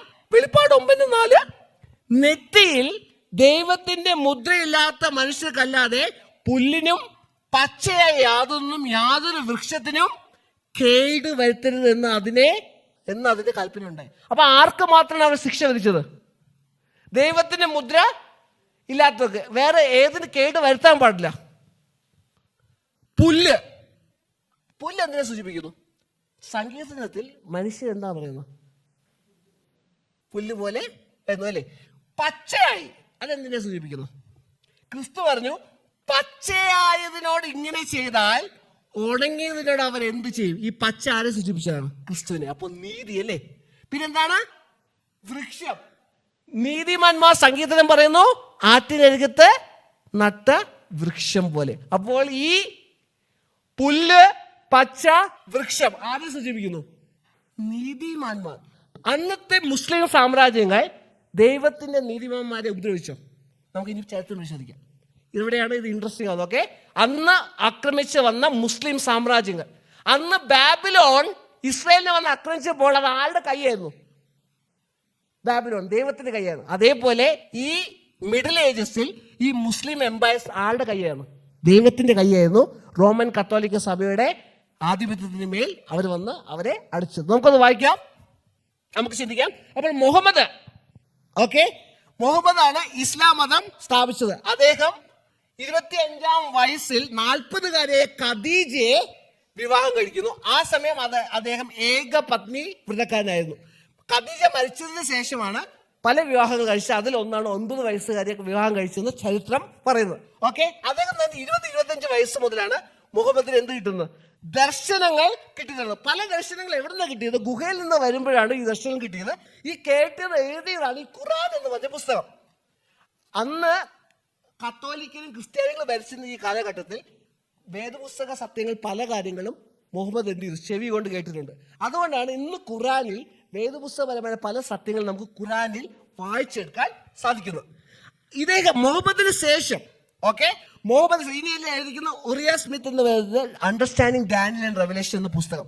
പ്രവാചക പറഞ്ഞ ഈ പുസ്തകം അന്ത്യകാലത്തിന് വേണ്ടി വെളിച്ചം നമുക്ക് നൽകുന്ന ഒരു പ്രധാനപ്പെട്ട പുസ്തകമാണ്. അതിലൂടെ പറയുന്നുണ്ട്, when Muhammad died, he was succeeded by Abu Bakr in AD 632, who gathered the Arabian tribes for conquest. He instructed his followers to respect the religious conviction of the people who observe the law of God faithfully. മുഹമ്മദിന് മരണശേഷം അബൂബക്കർ തന്റെ സൈന്യത്തോട്, അവർ ആക്രമണം അഴിച്ചു വിടുന്നതിന് മുൻപ് ആ സൈന്യത്തോട് പറഞ്ഞത്, നിങ്ങൾ ആരുടെ മേൽ കൈവയ്ക്കാൻ പാടില്ല, ദൈവത്തിന്റെ നിയമത്തെ അനുസരിക്കുന്നുണ്ട്. ചരിത്രരേഖകളാണ് അബൂബക്കർ പറഞ്ഞത്. തന്റെ സൈന്യത്തോട് ദൈവത്തിന്റെ കൽപ്പനകൾ അനുസരിക്കുന്ന ചരിത്രമേ നിങ്ങൾ എന്ത് ചെയ്യാൻ പാടില്ല? കൈവയ്ക്കാൻ പാടില്ല. ഇനി എല്ലാം ഞാൻ വായിക്കുന്നില്ല. അവരാരെ മാത്രം ആക്രമിക്കാനുള്ളൂ? വിഗ്രഹങ്ങളെ ആരാധിച്ചവർ മാത്രം. ചോദ്യം ഇതാണ്, 14, 15, 16 നൂറ്റാണ്ടുകളിൽ ആരാണ് വിഗ്രഹത്തെ ആരാധിച്ചവർ? റോമൻ കത്തോലിക്ക സഭ. ദൈവത്തിന്റെ ശേഷം വിഗ്രഹത്തെ ആരാധിച്ചെന്നൊന്നും ഇല്ല. അവർ അതിൽ നിന്നും വിമുക്തരായിരുന്നു. അപ്പോൾ ഈ ശിക്ഷാവിധി ആർക്ക് മാത്രമായിരുന്നു? അവർക്ക് മാത്രമായിരുന്നു. നിങ്ങളുടെ വിജയം ഒരിക്കലും കുട്ടികളുടെ സ്ത്രീകളുടെ രക്തം അതിൽ പൊരളാൻ പാടില്ല. പിന്നെ അവിടെ പറയുന്നുണ്ട്, നിങ്ങൾ അങ്ങനെ പോകുമ്പോൾ പല പല സ്ഥലത്ത്, ഒറ്റപ്പെട്ട സ്ഥലത്ത് ചിലവർ ആശ്രമത്തിൽ ജീവിക്കുന്നുണ്ടാവും. അവരത് ദൈവത്തെ അനുസരിച്ച് ജീവിക്കുന്നവരാണ്. അവരെ നിങ്ങൾ ഒന്നും ചെയ്യാൻ പാടില്ല. അപ്പോൾ വിഗ്രഹത്തെ ആരാധിക്കുന്നവരെ, പിശാചിനെ ആരാധിക്കുന്നവരെ, അങ്ങനെയുള്ള മേൽ മാത്രം നിങ്ങൾ ശിക്ഷാവിധി കൊണ്ടാകും. വെളിപ്പാട് 9 പറഞ്ഞിരിക്കുന്ന പോലെ ദൈവത്തിന്റെ മുദ്രയില്ലാത്തവർക്ക് മാത്രമാണ് മുസ്ലിം സാമ്രാജ്യങ്ങൾ അന്ന് ദൈവത്തിന്റെ കരം പോലെ അവരുടെ മേൽ ശിക്ഷാവിധി കൊണ്ടുവന്നത്. അത് തുടർന്ന് വായിക്കുമ്പോൾ, അവർ കൊല്ലുവാനല്ല 5 മാസം ദണ്ഡിപ്പാനത്രേ അതിന് അധികാരം ലഭിച്ചത്. അവരുടെ വേദന തേൾ മനുഷ്യനെ കുത്തുമ്പോഴുള്ള വേദന പോലെ തന്നെ. 10-ാം വാക്യം പറയുന്നു, തേളിനുള്ളത് പോലെ വാലും വിഷമുള്ളും ഉണ്ട്. മനുഷ്യരെ 5 മാസം ഉപദ്രവിപ്പാൻ അതിന് ശക്തി വാലിലുണ്ടായിരുന്നു. അതിനാരും കൊല്ലാൻ സാധിച്ചില്ല, ദണ്ഡിപ്പാൻ മാത്രമേ സാധിച്ചുള്ളൂ. എത്ര കാലത്തേക്ക്? 5 മാസം. ഇതൊരു പ്രവചന കാലഘട്ടമാണ് 5 മാസം. അപ്പൊ നമുക്കൊന്ന് കണക്കൂട്ടി നോക്കാം. ഒരു മാസത്തിൽ എത്ര ദിവസം? യഹൂദന്മാരുടെ കലണ്ടർ അനുസരിച്ച് 30 ദിവസം അല്ലേ? അപ്പോൾ 5 × 30 എത്രയാണ്? 150. അപ്പൊ 150 ദിവസം എന്ന് പറയുന്നത് ഒരു ദിവസം ഒരു വർഷമാണെങ്കിൽ 150 പ്രവചന ദിവസം എന്ന് പറയുന്നത് 150 വർഷമാണ്. 150 വർഷത്തേക്കാണ് ഈ ആക്രമണം ഉണ്ടായത്. അപ്പൊ ഈ ഒട്ടോമൻ സാമ്രാജ്യം, ഓക്കെ, ഈ ചെറിയ ചെറിയ ഈ മുസ്ലിം സാമ്രാജ്യങ്ങളെ ഒട്ടോമൻ രാജാവ് വന്ന് അവരെ ഒന്നിപ്പിച്ച് ഒരു രാജാവിന്റെ കീഴിലാക്കി. ഒട്ടോമൻ എംപയർ എത്ര കേട്ടിട്ടുണ്ട് ഹിസ്റ്ററിയിൽ? ഒട്ടോമൻ എംപയർ നമ്മൾ പലപ്പോഴും ചരിത്രത്തിൽ നമ്മൾ പഠിച്ചതാണ്. അത് ഈ കുറഞ്ഞ ഒരു 200 വർഷങ്ങൾക്ക് മുമ്പ് വരെ ചരിത്രത്തിൽ നിറഞ്ഞിരുന്ന ഒരു സാമ്രാജ്യമാണ് ഒട്ടോമൻ എംപയർ. അപ്പൊ ഈ ഒട്ടോമൻ എംപയർ ആദ്യമായി ഗ്രീക്ക് റോമൻ എംപയറിനെ ആദ്യം ആക്രമിച്ച സമയം എന്ന് പറയുന്നത് 27th of July 1299. 12 ജൂലൈ 1299 ഈ ഒട്ടോമൻ എംപയർ ആദ്യമായി ഗ്രീക്ക് റോമൻ എംപയറിനെ ആക്രമിച്ചത്. ഏതാണ്? 12th July 1299. അന്ന് ആരംഭിച്ചപ്പോൾ 1299 150 വർഷം കൂട്ടുമ്പോൾ എത്ര കിട്ടും? 1449. ഈ കാലഘട്ടം മുഴുവനും ടർക്സ് റോമൻ എംപയറിനെ ആക്രമിച്ചുകൊണ്ടിരുന്നു. പക്ഷെ ഒരിക്കൽ പോലും റോമൻ എംപയറിനെ അല്ലെങ്കിൽ ഗ്രീക്കോ റോമൻ എംപയറിനെ പരിപൂർണമായിട്ട് പരാജയപ്പെടുത്തിയില്ല. അവർ ആക്രമണം അഴിച്ചുവിട്ടു, അവർ ആക്രമിച്ചുകൊണ്ടിരുന്നു. പക്ഷെ അവർക്ക് സമാധാനം നഷ്ടമായി. പക്ഷെ അവരുടെ സ്വാതന്ത്ര്യം അവരുടെ കയ്യിൽ തന്നെയായിരുന്നു. ഓക്കെ, പിന്നെ ചില ചെറിയ ചെറിയ സ്ഥലങ്ങൾ അവർ കീഴടക്കിയെങ്കിലും അവരുടെ സ്വാതന്ത്ര്യം അന്നും ഒട്ടോമൻ എംപയർ കൈകടത്തിയില്ല. 5 മാസത്തേക്ക് അവരെ ഉപദ്രവിക്കാൻ മാത്രമേ അവർക്ക് പറ്റിയുള്ളൂ, കൊല്ലുവാൻ അവർക്ക് സാധിച്ചില്ല. എന്താണ് എപ്പോഴാണ് അവസാനിച്ചത് ഈ ആക്രമണം? ഈ 5 മാസം 1449 അന്ന് ഉണ്ടായിരുന്ന രാജാവ് ജോൺ പെലിലോഗസ്, ഓക്കെ, ഗ്രീക്ക് റോമൻ എംപയറിന്റെ രാജാവ് മരിച്ചുപോയി. അന്ന് അദ്ദേഹത്തിന് മക്കളില്ലായിരുന്നു സിംഹാസനത്തിൽ കയറാൻ വേണ്ടി. അതുകൊണ്ട് അദ്ദേഹത്തിന് സഹോദരൻ കയറി. ആ സഹോദരന്റെ പേരാണ് കോൺസ്റ്റാന്റിൻ. പക്ഷേ അന്ന് നടന്നത് വളരെ വിചിത്രമായ കാര്യമാണ്. അദ്ദേഹം തൻ്റെ അല്ലെങ്കിൽ സിംഹാസനത്തിൽ സ്വന്തം ഇഷ്ടം കൊണ്ടുപോയി ഇരുന്നില്ല. അദ്ദേഹം എന്ത് ചെയ്തു? അന്നത്തെ ടർക്കിഷ് എംപയറായ ഓട്ടോമൻ എംപയറാണ് ഇന്നത്തെ ടർക്കി. ഓക്കെ, വീണ്ടും വ്യക്തമാക്കുന്നു, ഓട്ടോമൻ എംപയർ ആണ് ഇന്നത്തെ ടർക്കി. ഓക്കെ, ടർക്കിഷ് എംപയറായ ഓട്ടോമന്റെ രാജാവായ ആരടുത്ത് വന്ന് ചോദിച്ചു? ടർക്കിഷ് അമുറത്ത്, ദി ടർക്കിഷ് സുൽത്താൻ എടുത്ത് തനിക്ക് തന്റെ രാജ്യത്തിന്റെ സിംഹാസനത്തിൽ ഇരിക്കാൻ സാധിക്കുമെന്ന് അനുവാദം പോയി ചോദിച്ചു. പറയുന്നത് മനസ്സിലാകുന്നുണ്ടോ അതിന്റെ പ്രാധാന്യം? കുറച്ച് കാലഘട്ടം മുൻപ് ഈ ഇസ്രായേലും ഇറാൻ വാർ നടക്കുന്ന സമയത്ത് നമ്മുടെ ബഹുമാനപ്പെട്ട പ്രധാനമന്ത്രിയും അത്തരത്തിലൊരു കാര്യം ചെയ്തു. എന്താണ്? എണ്ണ നമുക്ക് റഷ്യയിൽ നിന്നും കൂടി വാങ്ങാനുള്ള അനുവാദം ആരോട് ചോദിച്ചു? ട്രംപിനോട് ചോദിച്ചു. അന്ന് ചില രാഷ്ട്രീയ പാർട്ടികൾ വിമർശിച്ചു, നമ്മുടെ രാജ്യത്തിന്റെ കാര്യം തീരുമാനിക്കാൻ എന്തിന് വേറെ രാജ്യത്തിന് അനുവാദം ചോദിച്ചു അല്ലേ? അത് അതിന്റെ ആവശ്യമുണ്ടോ? ഇല്ല. പക്ഷേ അമേരിക്ക ഒരു ലോകശക്തി ആയതുകൊണ്ട് നമ്മുടെ ബഹുമാനപ്പെട്ട പ്രധാനമന്ത്രി അങ്ങനെ ചെയ്യേണ്ടി വന്നു. അതേപോലെ ഈ സാമ്രാജ്യത്തെ പേടിച്ചിട്ട് അദ്ദേഹം സിംഹാസനത്തിൽ ഇരിക്കുന്നതിന് മുൻപേ അന്നത്തെ ടർക്കി എംപയർ ആയ രാജാവിനായ അമൃതത്തിനടുത്ത് അനുവാദം ചോദിച്ചിട്ടാണ് സിംഹാസനത്തിൽ പോയിരുന്നത്. അതിന്റെ അർത്ഥം എന്താണ്? അദ്ദേഹം ഒരു പപ്പറ്റ് രാജാവായിരുന്നു. അദ്ദേഹം അനങ്ങാൻ പറയുമ്പോൾ അനങ്ങും, അദ്ദേഹം മിണ്ടാൻ പറയുമ്പോൾ മിണ്ടും. 1449 വരെ അത് അപ്രകാരം 1449 വരെ അവർ ആക്രമണം നടത്തിക്കൊണ്ടിരുന്നു, ഒരിക്കലും കീഴടക്കിയില്ല. പക്ഷെ 1449 അന്നത്തെ രാജാവ് സ്വയമായിട്ട് ടർക്കിഷ് എംപയറിനോട് കീഴടങ്ങി. അങ്ങനെയാണ് ഈ 150 വർഷം അവിടെ തികയുന്നത്. അദ്ദേഹം എന്ത് ചെയ്ത്? അംബാസഡറിനെ അങ്ങോട്ട് അയച്ചിട്ട് അദ്ദേഹം അനുവാദം ചോദിച്ചതാണ് ചരിത്രരേഖകൾ പറയുന്നത്. അതുകൊണ്ട് യുദ്ധം കൊണ്ടല്ല അപ്രകാരം വിജയം നേടിയത്. അതുകൊണ്ട് തന്നെ അങ്ങനെ ഈ രാജ്യം യുദ്ധമില്ലാതെ കയറിയതാണെങ്കിൽ ഈ രാജ്യം അവസാനിക്കുന്നതും ഈ ഒരു യുദ്ധം ഇല്ലാതെയാണ്. ഓക്കെ, ഒട്ടോമൻ എംപയർ ലോകശക്തിയായിട്ട് മാറിയത് യുദ്ധം കൊണ്ടല്ല, ഒരു രാജാവ് സ്വയം കീഴടങ്ങിയതാണ്. അങ്ങനെയാണ് ഈ രാജ്യം മുന്നിൽ വന്നതെങ്കിൽ ആ രാജ്യം വീഴുന്ന സമയത്തും സ്വയമായിട്ട് കീഴടങ്ങിയിട്ടായിരിക്കണം ആ രാജാവ് വീഴേണ്ടത്. ഓക്കെ, ഞാൻ വീണ്ടും ഇനി നമ്മളിപ്പോൾ വായിച്ചത് 5ാമത്തെ കാഹളമാണ്. ഇനി നമുക്ക് 6ാമത്തെ കാഹളത്തേക്ക് നമുക്കൊന്ന് ചാടാം. നമുക്ക് വായിക്കാം വെളിപ്പാട് പ്രവചനം 9-ാം അധ്യായം 13 മുതലുള്ള വാക്യം. വെളിപ്പാട്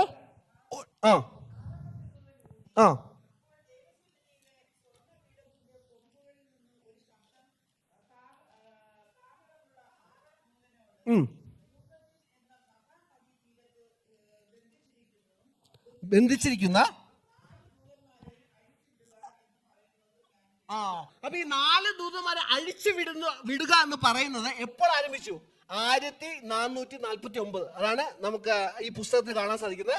1449 ഈ 4 ദൂതന്മാരെ അഴിച്ചു വിടുന്നത്. കാരണം ആ സമയത്താണ് ടർക്കിഷ് സാമ്രാജ്യത്തോട് കോൺസ്റ്റാന്റിൻ കീഴടങ്ങിയത്.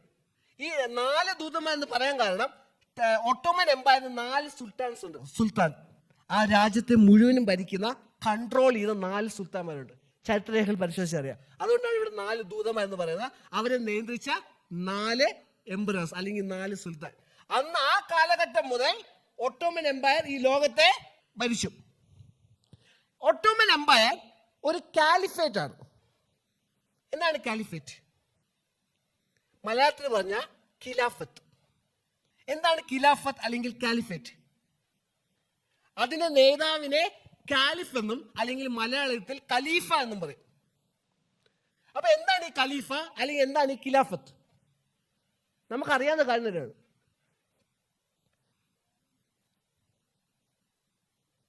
എന്താണ് ഈ ഖിലാഫത്ത്, എന്താണ് ഈ ഖലീഫ? ഖിലാഫത്ത് എന്ന് പറയുന്നത് അല്ലെങ്കിൽ കാലിഫേറ്റ് എന്ന് പറയുന്നത് പൊളിറ്റിക്കലും റിലീജിയസ് ലീഡറും ഒരാളായി മാറുന്നു. Union of church and state. അങ്ങനെയുള്ള ശക്തിയായിരുന്നു ആര്? Roman Catholic church system. അതിനെതിരെ വന്ന ശക്തിയും അപ്രകാരം. ഒരു നാണയത്തിന്റെ 2 വശങ്ങൾ മാത്രമാണ് ഇവർ രണ്ടുപേരും. റോമൻ കത്തോലിക്ക സഭ പോലെ അന്ന് ലോകം ഭരിച്ചിരുന്ന ഒരു യൂണിയൻ ഓഫ് ചർച്ചും സ്റ്റേറ്റുമായിരുന്നു റോമൻ കത്തോലിക്ക സഭ. അവരെ താഴെ ഇറക്കി വീണ്ടും വന്ന സാമ്രാജ്യം ഏതാണ്? Ottoman empire. അതും ഒരു കാലിഫേറ്റ് ആണ്. അതിലും അതിന്റെ ലോകത്തുള്ള എല്ലാ മുസ്ലിങ്ങളോടും കൽപ്പിക്കാനുള്ള ശക്തി ആർക്കുണ്ടായിരുന്നു? ഒട്ടോമൻ എംപയർ ഉണ്ടായിരുന്നു. ലോകത്തിൽ മുസ്ലിം എന്ത് വിശ്വസിക്കണം, എന്ത് വിശ്വസിക്കാൻ പാടില്ല എന്ന് പറയാനുള്ള കൽപ്പന ആർക്കുണ്ടായിരുന്നു? അന്ന് പോപ്പ് ചെയ്യുന്നത് പോലെ അതുവരെ.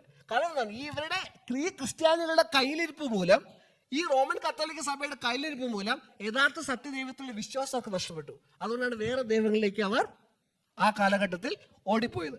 അപ്പോൾ നമ്മുടെ ക്രിസ്ത്യാനികൾ എന്ന് പറഞ്ഞ് നമ്മൾ ചെയ്യുന്ന ഓരോ പ്രവൃത്തികളും ചിലപ്പോൾ വേറെ പലരുടെ വിശ്വാസത്തെ അപഹരിക്കാനും ദുർബലപ്പെടുത്തുവാനും അതിന് കാരണമായി മാറാം.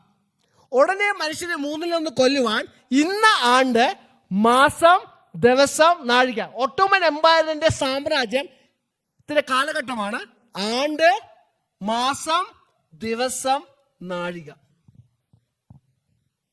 അപ്പൊ അത് നമുക്ക് കണക്കൂട്ടി നോക്കാം അല്ലേ?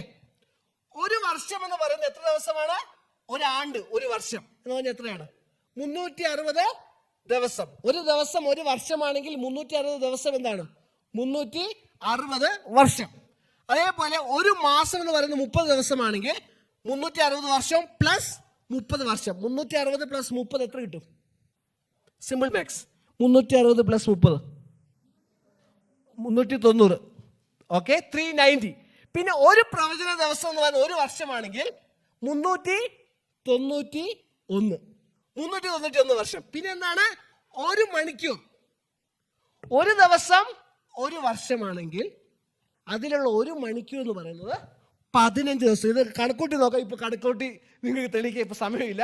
അപ്പോൾ അങ്ങനെ കണക്കൂട്ടി നോക്കുമ്പോൾ ഒരു മണിക്കൂർ എന്ന് പറയുന്നത് 15 ദിവസമാണ്. വേദപുസ്തകത്തിൽ ഒരു അടുത്ത് ഇങ്ങനെ പ്രവചനമില്ല. വർഷങ്ങൾ പറയുന്നുണ്ട് പ്രവചനത്തിൽ, ദിവസം പറയുന്നില്ല. ഓക്കെ, ഇങ്ങനെ പ്രവചനം അനുസരിച്ച്. അപ്പോൾ ഈ പ്രവചനം അനുസരിച്ച് നമ്മളെല്ലാം ശ്രദ്ധിക്കുക. 5-ാം കാഹളത്തിൽ പറയുന്ന കാലഘട്ടം എന്താണ്? 5 മാസം. ഒരു മാസത്തിൽ 30 ദിവസം. അപ്പോൾ 5 × 30 150 ദിവസം. ഒരു ദിവസം ഒരു വർഷമാണെങ്കിൽ 150 ദിവസം 150 വർഷമാണ്. അത് എപ്പോൾ തുടങ്ങി? 1299 തുടങ്ങി. അവസാനിച്ചത് എപ്പോഴാണ്? ജൂലൈ 27 1449. അപ്പോഴാണ് ഒട്ടോമൻ എംപയർ ലോകശക്തിയായിട്ട് മാറിയത്. അന്നുണ്ടായിരുന്ന ക്രിസ്ത്യൻ എംപയറായ കോൺസ്റ്റാന്റൈൻ അങ്ങോട്ട് കീഴടങ്ങി. അതാണ് 1449 ജൂലൈ 27. അതിനോട് 391 വർഷവും 15 ദിവസവും കൂട്ടുമ്പോൾ നമ്മൾ എവിടെ ചെന്നെത്തും? ഓഗസ്റ്റ് 11 1840. ഓഗസ്റ്റ് 11 1840. ഞാൻ ഇനിയുള്ള അങ്ങോട്ടുള്ള സ്ലൈഡ് ഞാൻ ഏറ്റവും ചുരുക്കി പറയാം. എന്താണ് സംഭവിച്ചത്? നമുക്കറിയാം, ഈ 1830 ഒരു പ്രസ്ഥാനം അന്ന് പ്രവർത്തിക്കുന്നുണ്ടായിരുന്നു യൂറോപ്പിൽ. ഏതാണ് ആ പ്രസ്ഥാനം? ആ പ്രസ്ഥാനത്തിൽ നിന്നാണ് നമ്മുടെ സഭ ഉണ്ടായത്. ഏതാണ് പ്രസ്ഥാനം? 1830 ഏതാണ്? അഡ്വെന്റ് മൂവ്മെന്റ് അല്ലേ? അന്ന് മില്ലറൈറ്റ്സ് എന്ന് പറയുന്നുണ്ട്. വില്യം മില്ലർ 1844 ക്രിസ്തു രണ്ടാമത് വരുമെന്ന് അന്ന് പ്രവചിച്ച് പറഞ്ഞു. അന്ന് ഒരു കൂട്ടം ജനം അതിനുവേണ്ടി ഇറങ്ങി. അവർ ചുമ്മാ ഇറങ്ങിയതല്ല കേട്ടോ. എന്താണ് അവർ ചെയ്തത്? അവർക്കുള്ള വസ്തു, അവർക്കുള്ള വീട് എല്ലാം ഉപേക്ഷിച്ചു, എല്ലാം വിറ്റു, അവരുടെ ജോലി ഉപേക്ഷിച്ചു, സുവിശേഷ വേലയ്ക്ക് ഇറങ്ങി. അതാണ് അവരുടെ വിശ്വാസം, അതായിരുന്നു അവരുടെ സമർപ്പണം. ഓക്കെ, 1833 ആകാശത്ത് നക്ഷത്രങ്ങൾ വീണപ്പോൾ ക്രിസ്തു വരാൻ പോകുന്നു എന്ന് അവർ ഉറച്ചു. ആ സമയത്താണ് വേറൊരു വ്യക്തി ആ കൂട്ടത്തിൽ ഉണ്ടായത്. ആ വ്യക്തിയുടെ പേരാണ്, ഓക്കെ ഞാൻ ഇതിലേക്ക് ഞാൻ വരാം. ആ വ്യക്തിയുടെ പേരാണ് ജോസിയ ലിച്ച്. Okay, elder Josiah ലിച്ച്. 1838 1840 വർഷം മുന്നേ, ഓക്കെ, 1838 ഈ പ്രവചനം അദ്ദേഹം പഠിക്കുകയും ഒട്ടോമൻ എംപയർ എന്ന് വീഴുമെന്ന് അദ്ദേഹം പ്രവചിച്ചു. ഞാൻ പറഞ്ഞത് മനസ്സിലാകുന്നുണ്ടോ? അഡ്വെന്റ് ചർച്ചിലുള്ള ഒരു പാസ്റ്റർ ഈ പ്രവചനം അന്ന് പഠിക്കുകയും ഇത് നടക്കുന്നതിന് മുൻപ് 2 വർഷം മുൻപ് ഈ പ്രവചനം ഇപ്രകാരമാകുമെന്ന് പറഞ്ഞുകൊണ്ട് ഒട്ടോമൻ അന്നത്തെ ലോക സാമ്രാജ്യം എന്ന് വീഴുമെന്ന് അദ്ദേഹം പ്രവചിച്ചു. ഓക്കെ, അന്ന് അത് വീണോ എന്ന നമ്മൾ നേരത്തെ കണക്കൂട്ടിലേക്ക് നമ്മൾ പോവുകയാണെങ്കിൽ, ഓക്കെ, ഓഗസ്റ്റ് 11 1840 അന്ന് വീണു. ചരിത്രം പരിശോധിക്കുകയാണെങ്കിൽ ഒട്ടോമൻ എംപയർ ഏറ്റവും ശക്തിയിൽ ഇരുന്നൊരു സാമ്രാജ്യമാണ്. പക്ഷേ 1838 മുതൽ മെഹമെത്ത് എന്ന് പറയുന്ന ഈജിപ്തിൽ പാഷ എന്ന് പറയുമ്പോൾ അവിടുത്തെ രാജാവ്, ഓക്കെ, ഈജിപ്തിലുള്ള വലിയൊരു ലീഡർ ആയിട്ട് അവർ യുദ്ധത്തിലായിരുന്നു. ആ യുദ്ധത്തിൽ പലപ്പോഴും ഇവർ തോറ്റുപോയിക്കൊണ്ടിരുന്നു ഒട്ടോമൻ എംപയർ. അവർക്ക് അവസാനം സൈന്യത്തിന്റെ ബലം വരെ കുറഞ്ഞു. അങ്ങനെ കുറഞ്ഞ സമയത്ത് 4 യൂറോപ്യൻ ശക്തികൾ, ഏതൊക്കെയാണ് 4 യൂറോപ്യൻ ശക്തികൾ? ആ രാജ്യങ്ങളുടെ പേര് ഓസ്ട്രിയ, പ്രഷ്യ, പിന്നെ ഒരു രാജ്യം കൂടെ ഉണ്ട്, ഞാനിപ്പോൾ പറയാം.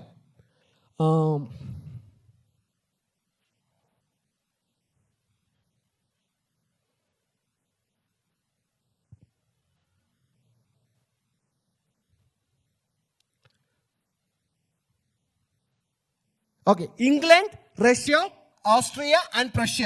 ഈ രാജ്യങ്ങളെല്ലാം ഈ ലോക സംഭവത്തിൽ ഇടപെട്ടു. എന്നിട്ട് ഒട്ടോമൻ അടുത്ത് പറഞ്ഞു, ഞാൻ നിങ്ങളെ സഹായിക്കും. കാരണം അവർക്കറിയാം ഈ ഈജിപ്ത് അവരെ തോൽപ്പിച്ചാൽ പിന്നെ ലോക രാജ്യത്തിന്റെ ശക്തി ഈജിപ്തിലേക്ക് പോകും. അതുകൊണ്ട് അവർക്ക് വേണ്ട, ക്രിസ്ത്യാനികൾ ആഗ്രഹിച്ചില്ല. അതുകൊണ്ട് അവർ പറഞ്ഞു, ഞാൻ നിങ്ങളെ സഹായിക്കാമെന്ന്. അതിനുശേഷം നടന്ന സംഭവം എന്ന് പറയുന്നത്, അവർ ഈ രാജാവിനോട് പറഞ്ഞു നിങ്ങൾ കീഴടങ്ങണമെന്ന്. ആരെടുത്ത്? ഒട്ടോമൻ എംപയറിന്റെ രാജാവടുത്ത് പറഞ്ഞു നിങ്ങൾ കീഴടങ്ങണമെന്ന്. അവർ കീഴടങ്ങാൻ സമ്മതിച്ചു. ആ കീഴടങ്ങലിന്റെ ഒരു രേഖ ഉണ്ടായിരുന്നു. ആ രേഖയുമായിട്ട് അന്ന് ഇന്നത്തെ പോലെ എയ്റോപ്ലെയിനോ അങ്ങനത്തെ വലിയ ട്രാൻസ്പോർട്ടും ഇല്ല. അവർ കപ്പൽ വഴിയാണ് സഞ്ചരിച്ചത്. അങ്ങനെ ആ കപ്പൽ വഴിയായിട്ട് അവർ സഞ്ചരിച്ച സമയത്ത് അവരവിടെ ചെന്ന് എത്തി മെഹമത്തിന്റെ കയ്യിൽ ഇത് കൊടുത്ത ദിവസം എന്ന് പറയുന്നത് ഓഗസ്റ്റ് 11, 1840 ആണ്. ഞാൻ ആ ചരിത്രം ഏറ്റവും ചുരുക്കിയ വാക്കിൽ പറഞ്ഞാണ്. ഓഗസ്റ്റ് 11, 1840 അന്നത്തെ മിസ്രൈമിന്റെ അല്ലെങ്കിൽ ഈജിപ്തിന്റെ ഭാഷയാകുന്ന മെഹമത്തിന്റെ കയ്യിലേക്ക് അവർ കീഴടങ്ങി എന്നുള്ള വാർത്ത കൊടുക്കുന്നത്. അതോടെ ഈജിപ്ത് ഒട്ടോമൻ എംപയറിന്റെ മേലുള്ള ആക്രമണം അവസാനിപ്പിച്ചു. അതോടെ അവരുടെ സ്വാതന്ത്ര്യം നഷ്ടപ്പെട്ടു. ക്രൈസ്തവ രാജ്യങ്ങൾ വീണ്ടും ശക്തിയിലേക്ക് വന്നു. ഇത് ചരിത്രം. പക്ഷേ ഒരു അഡ്വന്റ് മെസ്സഞ്ചർ ആയിരുന്ന ജോസേലിച്ച്, നമ്മുടെ പൂർവികൻ, ഇദ്ദേഹം പ്രവചിച്ചു. ഒന്ന് ആലോചിച്ച് നോക്കിയേ, ദിവസം വരെ പറഞ്ഞു. ദിവസം വരെ നമ്മുടെ പ്രവചനം നമ്മുടെ സഭയുടെ ചരിത്രമാണ് എന്ന് എത്ര പേർക്ക് അറിയാം? ഈ സഭയുടെ ചരിത്രം. അപ്പോൾ ഇസ്ലാമിന് റോൾ ഉണ്ടായിരുന്നോ അന്ത്യകാലത്ത്? ഉണ്ട്, ഈ പ്രവചനത്തിലുണ്ട്. അന്ന് ഇസ്ലാം ഇല്ലായിരുന്നുവെങ്കിൽ, ഈ ആക്രമണം അഴിച്ചുവിടാൻ ഇസ്ലാം ഇല്ലായിരുന്നുവെങ്കിൽ റോമൻ കത്തോലിക്ക സഭ മുഴുവൻ ശക്തി ആരുടെ മേലായിരുന്നു? ദൈവത്തിന്റെ ചെറിയ ശേഷിപ്പിനോടായിരുന്നു. അവരെ നശിപ്പിച്ച് കളയാൻ നോക്കുമായിരുന്നു. പക്ഷേ അവരെ ശ്രദ്ധിക്കാൻ അവർക്ക് സമയം കിട്ടിയില്ല. കാരണം എന്താണ്? ഒട്ടോമൻ എംപയർ ഇവരെ ആക്രമിച്ചുകൊണ്ടിരുന്നു. ഇതാണ് ദൈവം നമ്മളെ നടത്തുന്ന മാർഗം. ആമേൻ. ഏറ്റവും ഇരുണ്ട കാലയുഗമായിക്കോട്ടെ, നമുക്ക് ഒരിടത്തും ആശ്രയമില്ലാന്നായിക്കോട്ടെ, പക്ഷെ ദൈവം എല്ലാം നിയന്ത്രിക്കുന്നുണ്ട്. അന്ന് ദൈവത്തെ ആരാധിച്ചിരുന്ന, ദൈവത്തിന്റെ 10 കൽപ്പന അനുസരിച്ചിരുന്ന ഈ ശക്തിയുടെ പീഡനം പേടിച്ചിട്ട് മലകളിലേക്ക് ഓടിപ്പോയവർക്ക് ഈ ഒട്ടോമൻ എംപയറിന്റെ കീഴിൽ ഒരു പ്രയാസം അവർക്കുണ്ടായില്ല. എങ്ങനെ എരമ്യാവും ദാനിയേലും ബാബിലോണിന്റെ കീഴിൽ സുഖമായിട്ടിരുന്നോ, അതേപോലെ ഒട്ടോമൻ എംപയറിന്റെ കീഴിൽ ഈ ക്രിസ്ത്യാനികൾ സുഖമായിട്ടിരുന്നു. ഇതാണ് നമ്മൾ ദൈവം നമ്മളെ നടത്തുന്ന വഴി. ഇത് കഴിഞ്ഞ കാലഘട്ടമാണ്. അപ്പോൾ ഇന്ന് നടക്കുന്ന ഇറാൻ USA വാർ പ്രവചനമായിട്ട് ബന്ധമുണ്ടോ എന്നാണ് നമ്മൾ ചിന്തിക്കുന്നത്. അതാണ് നമ്മൾ അടുത്ത ആഴ്ച പഠിക്കാൻ പോകുന്നത്. അടുത്ത ആഴ്ചയല്ല, ഈ മാസം അവസാനമാണ് അതിന്റെ 3ാമത്തെ ഭാഗത്തിൽ നമ്മൾ ചിന്തിക്കാൻ പോകുന്നത്. ഇപ്പോൾ നടക്കുന്നത്. പക്ഷേ ഒരു ക്ലിഫ് ഹാങ്ങർ എന്ന പോലെ ഞാൻ ചില കാര്യം പറഞ്ഞിട്ട് അവസാനിപ്പിക്കാം. അപ്പോൾ അടുത്ത പ്രാവശ്യം നിങ്ങൾക്ക് കാത്തിരിക്കാനും കൂടുതൽ പഠിക്കാനും നിങ്ങൾക്കൊരു ത്വര നിങ്ങൾക്കുണ്ടാവും. നമുക്ക് വായിക്കാം. അടുത്ത 3ാമത്തെ ഭാഗത്തിൽ പഠിക്കാൻ പോകുന്ന കിഴക്കേ ദേശത്തെ രാജാവും തെക്കേ ദേശത്തെ രാജാവും വടക്കേ ദേശത്തെ രാജാവും തമ്മിലുള്ള യുദ്ധത്തെ കുറിച്ചാണ്. King of north and king of south. നമുക്ക് വായിക്കാം ദാനിയേൽ പ്രവചനം 11-ാം അധ്യായം 40-ാം വാക്യം. ദാനിയേൽ 11:40. പിന്നെ അന്ത്യകാലത്ത്, ഇത് അന്ത്യകാലത്തെ കുറിച്ചാണ് പറയുന്നത്, തെക്കേ ദേശത്തെ രാജാവ് അവനോട് എതിർത്തുമുട്ടും, വടക്കേ ദേശത്തെ രാജാവ് രഥങ്ങളോടും കുതിര ചേകവരോടും വളരെ കപ്പലുകളോടും കൂടെ ചുഴലിക്കാറ്റ് പോലെ അവന് നേരെ വരും. അവ ദേശങ്ങൾ വന്ന് കവിഞ്ഞ് കടന്ന് പോകും. എങ്ങനെയാ വരുന്നത്? വടക്കേ ദേശ രാജാവ് രഥങ്ങളോടും കുതിരകളോടും കപ്പലുകളോടും. ഇപ്പോൾ ഞാൻ എടുക്കാൻ വയ്ക്കുന്ന വാക്ക് ഈ ഒറ്റ വാക്കാണ്, കപ്പൽ. എന്താണ് കപ്പൽ സൂചിപ്പിക്കുന്നത്? വേദപുസ്തകത്തിൽ കപ്പൽ എന്താണ് സൂചിപ്പിക്കുന്നത്?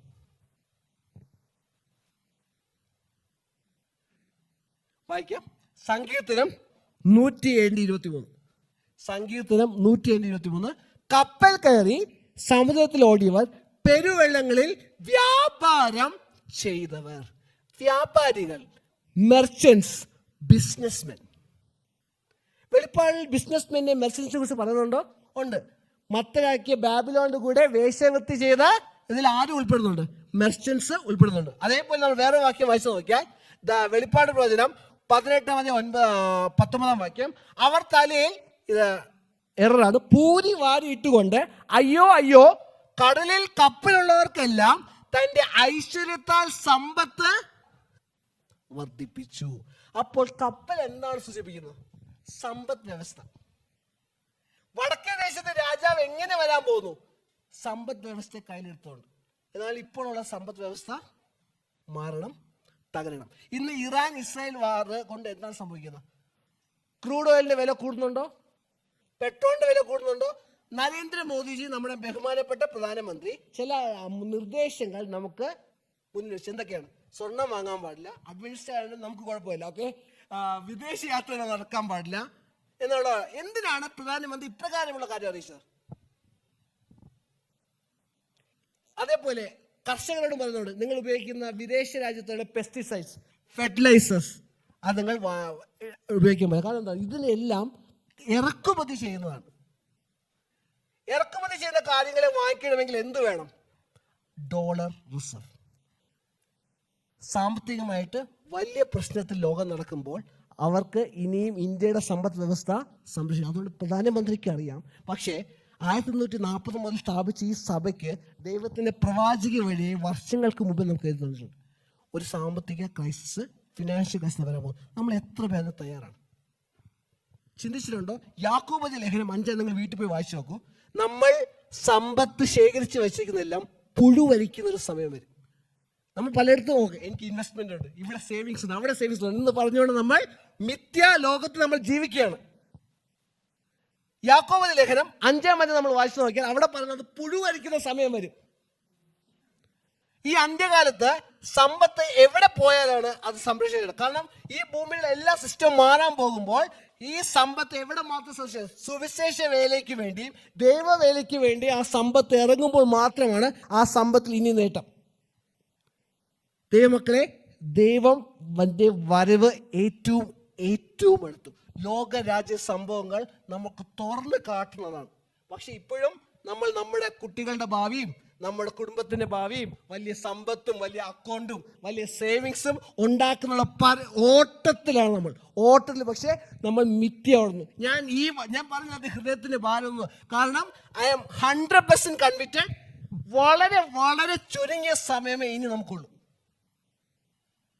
വളരെ ചുരുങ്ങിയ സമയം. അത് വിശ്വസിക്കുന്നൊക്കെ ഞാൻ ശ്രദ്ധിക്കുന്നു. വളരെ ചുരുങ്ങിയ സമയം.